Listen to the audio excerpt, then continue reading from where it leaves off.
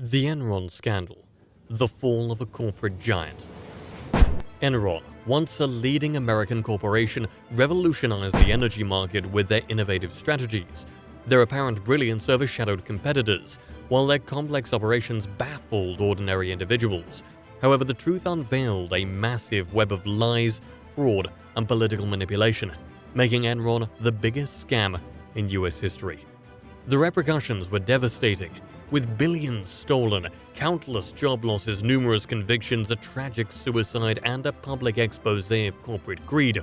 Within a month, a company that amassed a value of $60 billion over a decade crumbled into bankruptcy. This is the tale of Enron, a captivating story of rise and fall. The rise of Enron.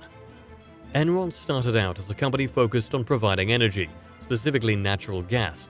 However, over time, they expanded their operations to include trading, making deals related to power, broadband, and even weather.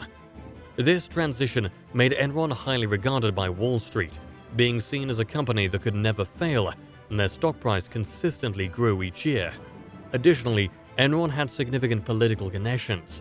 As an example, they were the largest contributor to George W. Bush's campaign, with Bush himself referring to Kenneth Lay, Enron's founder, as Kenny Boy. And it is with Kenny Boy that our story begins. Kenneth Lay and the seeds of corruption. Kenneth Lay grew up in a poor family, with his father working as a Baptist priest. He dreamed of a better future and worked hard to escape his difficult circumstances. Eventually, he became a key figure in the deregulation of the energy sector. Before that, he worked as a financial analyst in the Pentagon and developed a close friendship with George Bush Sr., even sending the Enron corporate jet to transport him and his wife. The first sign of trouble within the company came during the Valhalla scandal in 1987. Two Enron oil traders engaged in risky behavior, manipulating earnings and moving money into their own accounts. Auditors alerted Lay to their actions, but instead of taking action, Lay chose to ignore their misconduct. As long as they were making the company money, he seemed unconcerned. Enron even sent them a letter encouraging them to continue making millions. Inevitably, the two traders were convicted of fraud, and Lay claimed to be shocked, denying any knowledge of their actions. However, it was later revealed that he had actually encouraged their behavior. One of the convicted traders was sent to jail, which posed a problem for Lay, as he needed someone new to generate profits for the company. This is when Jeffrey Skilling entered the picture. Jeffrey Skilling and the era of greed. Jeffrey Skilling was the new CEO of Enron, and he played a crucial role in the company's success. When he joined Enron, he had a different plan in mind.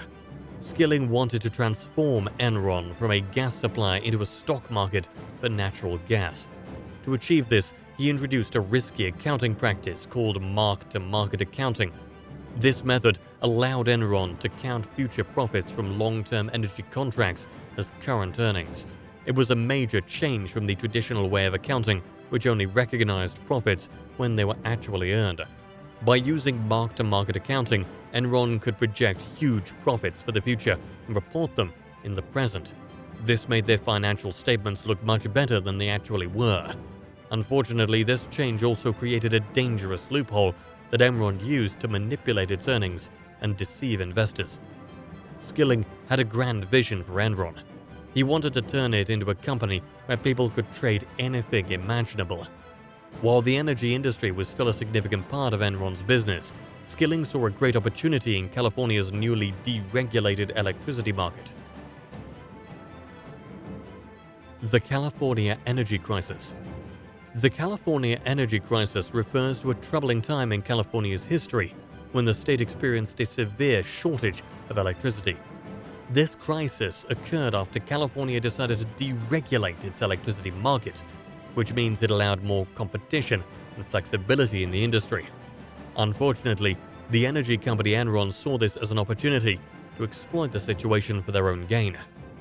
Enron's CEO, Jeffrey Skilling, believed that by manipulating the electricity market, they could create an artificial shortage of power in California. Their plan was to drive up prices and make enormous profits. They used their control over energy maps to create congestion and purposely withheld power, causing artificial shortages. Enron traders then took advantage of their market power to manipulate electricity prices even further. As a result, Californians experienced rolling blackouts and had to pay skyrocketing energy bills. In addition to manipulating the market, Enron engaged in deceptive financial practices. They created complex financial structures like special purpose entities, SPEs, to hide debt and inflate profits. One notable example was a partnership called Chuco, which involved outside investors. Chuco was used to keep Enron's debt off the company's balance sheet, giving a false impression of their financial health. Enron's CFO, Andy Fasto, was the mastermind behind these deceitful practices. He created a network of off-balance sheet entities to conceal Enron's debt and artificially boost its profits. The California energy crisis reached its peak in the years 2000 and 2001. Rolling blackouts caused significant disruption and anger among the population. Enron took advantage of the crisis by earning exorbitant profits. However, their fraudulent activities eventually came to light, leading to the downfall of the company. The downfall and aftermath. In late 2001, Enron's fraudulent activities began to unravel. A journalist named Bethany McLean wrote an article in Fortune magazine raising concerns about Enron's accounting practices and the long-term sustainability of its business model. This caught the attention of the Securities and Exchange Commission, SEC, which began investigating the company. As the truth came out, investors lost faith in Enron, causing its stock price to plummet. In December 2001, Enron filed for bankruptcy, revealing $63.4 billion in assets and $38.2 billion in debts. The downfall of Enron had widespread effects. Many employees lost their jobs and their retirement savings, which were heavily invested in Enron's stock, disappeared. The scandal also had a ripple effect, leading to the collapse of Enron's accounting firm, Arthur Andersen. Arthur Andersen was found guilty of obstructing justice during the SEC investigation. Following the scandal, several Enron executives, including Skilling and Lay, faced criminal investigations and were ultimately found guilty of various charges, such as securities fraud and insider trading. Lay passed away in 2006 before his sentencing, and Skilling received a 24-year prison sentence and a $45 million fine. The Enron scandal exposed serious problems in corporate governance, accounting practices, and regulatory oversight. It prompted significant changes in financial reporting standards and the introduction of laws like the Sarbanes-Oxley Act.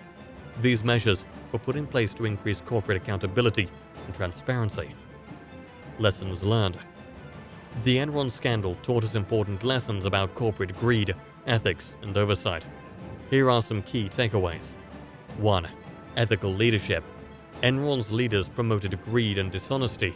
To maintain integrity, companies need ethical leaders who uphold high ethical standards. 2. Corporate governance. Effective governance prevents abuses of power and ensures companies are accountable. Boards of directors should provide oversight, and auditors must be independent and objective. 3. Financial reporting. Enron exposed weaknesses in financial reporting, emphasizing the need for accurate and transparent statements. Regulators must set and enforce accounting standards to protect investors and maintain market integrity. 4. Regulatory oversight. Robust oversight is crucial to detect and prevent fraud. Regulatory bodies need sufficient resources and authority to invest and punish corporate misconduct effectively. 5. Investor due diligence. Investors must be cautious and conduct thorough due diligence. They should scrutinize financial statements, understand business models, and be aware of red flags. 6. Whistleblower protection. Encouraging and protecting whistleblowers is vital to uncover corporate wrongdoing. Whistleblower programs and legal protections can promote accountability. The Enron scandal was a dark moment in corporate history, damaging trust. However, it prompted reforms in governance and regulation. By learning from Enron's mistakes, we can prevent similar scandals and foster transparency and ethics in business. And that wraps up today's video. Thank you so much for watching. If you have any video topic suggestions, let me know in the comments section down below. And yes, make sure to subscribe to our channel for more inspiring content.